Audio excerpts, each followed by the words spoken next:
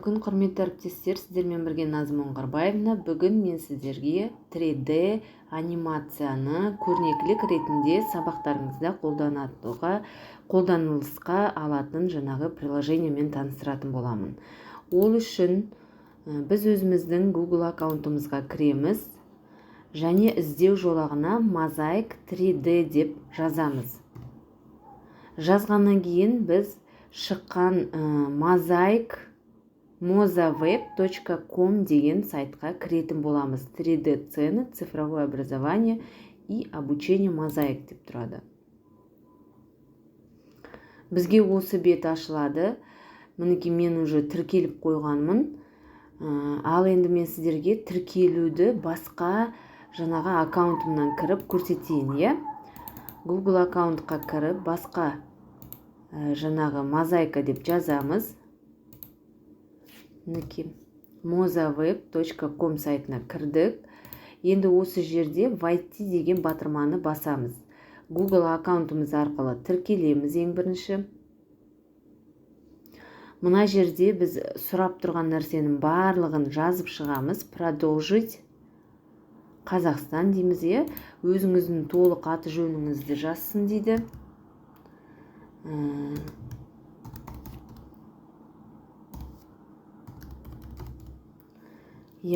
Электронды почтамызды көрсетеміз, продолжить дейміз. Және ол почтаға бізге код подтверждение келеді. Сол подтверждение кодты тіркеп жазасыздар, мектеп учрежденияларыңызды көрсетіп, және барлығына рұқсаттарыңызды беріп, осындай Mozaweb бетіне өтесіздер. Өткеннен кейін сіздерге жаңағы жүктеп алуға приложение береді. Сол приложенияны өздеріңізге жүктеп аласыздар. Мінекей жаңағы осылай аталады. Осы приложение егер сіздерде жүктелмесе, мен өзімнің телеграм каналыма жүктеп қоям. Сол жерден өздеріңізге тартып алып орнатсаңыздар болады. Ол не үшін? Бізде осындай бұл жерде 3D анимацияны көрсету үшін флеш плеер жаңағы компьютерда ойнатылу үшін керек қосымша. Енді әрі қарай тіркеліп болғаннан кейін маған осындай бет ашылады. Осындай пәндер бойынша біз 3D көрнекіліктерді қолдана аламыз. Биология сабағынан, географиядан, физика, химия, математика және технология дейді. Енді бұл жерде біз технологияға байланысты бірер шама тақырыптарымызға сай видеоларды көрсетсек болады. История, яғни тарихта, өлеңдерде, жаңағы искусство дейді. Осындай тақырыптарда біз жаңағы 3D көрнекіліктерді көрсете аламыз.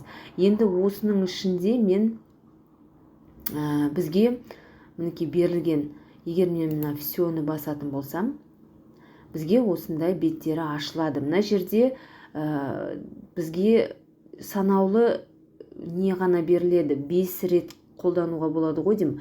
5-ден кейін басқа жаңағы Google аккаунтыңызға кіріп, тағы да көрсете берсеңіз болады. Енді мына жерде мысалы мен басты бетіне өтейін, е? 3D. Басты бетіне өткен кезінде мінекей менде веселые задания для всех возрастов дейді. Енді бұл жерде сыныпты таңдайсыз, пәнге өтейік, мысалы географияны басатын болсақ, мына жерде планеты и их размеры дейді мысалы. Егер осыны көретін болсақ, сабақта осы мысалы планета жайында көрсететін болсақ, үстінен басамыз, открыть 3D. Мінекей именно жаңағы 3D загружается дейді. Осы менің орнатқан приложение қосымшамның арқасында біз осы жаңағы 3D мозаиканың несін көріп отырмыз, 3D ұсынған бейнесін. Мінекей осындай бет ашылады бізде.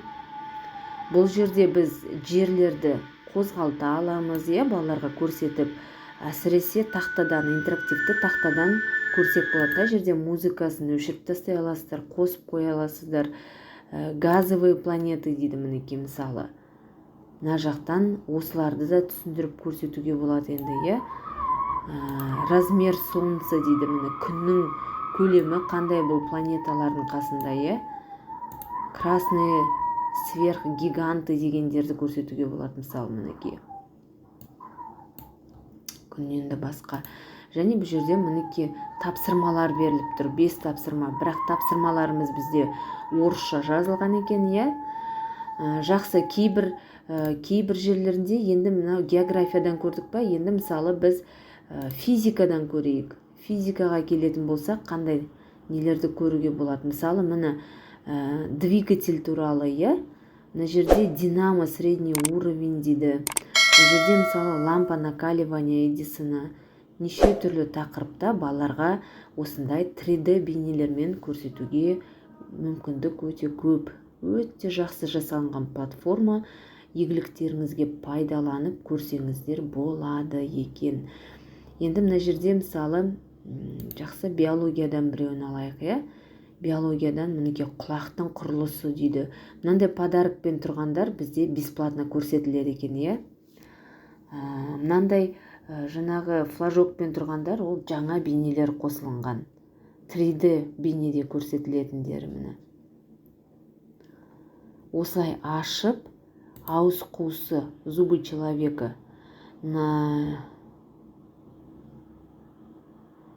Мінекей сіздерге айтып тұр, осы екі элементті тегін қолдана аласыздар дегенде, иә. Открыть 3D дикал. Керек тақырыптарыңызды осылай, егер де сіздің мысалы неңіз таусылып қалса аккаунтыңыз, онда жаңа аккаунтпен тіркеліп кіріп қайттан қолдана берсеңіз болады. Қараңыздар, міне адамның ауыз қуысы қандай, небо дегені қайсы. Мысалы зубы деген кезінде мінекей адамның тістерін көрсетіп қойған, иә. Клык, рисы, мінекей адамның бүкіл тіс құрылысы.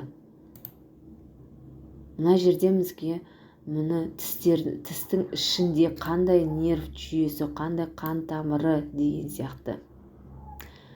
Және ең соңында бір кішкене ойын берілген, иә. Мысалы, мынау тіс қай жерде тұрады, мысалы, мына жерде тұрады дейді.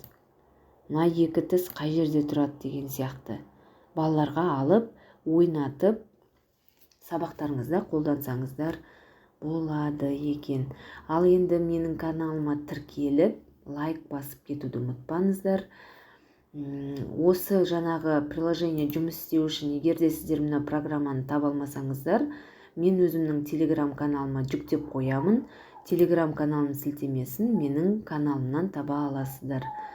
Сіздермен бірге болған Назым Оңғарбаевна. Менің арнама тіркеліп, лайк басуды ұмытпаңыздар. Сау болыңыздар.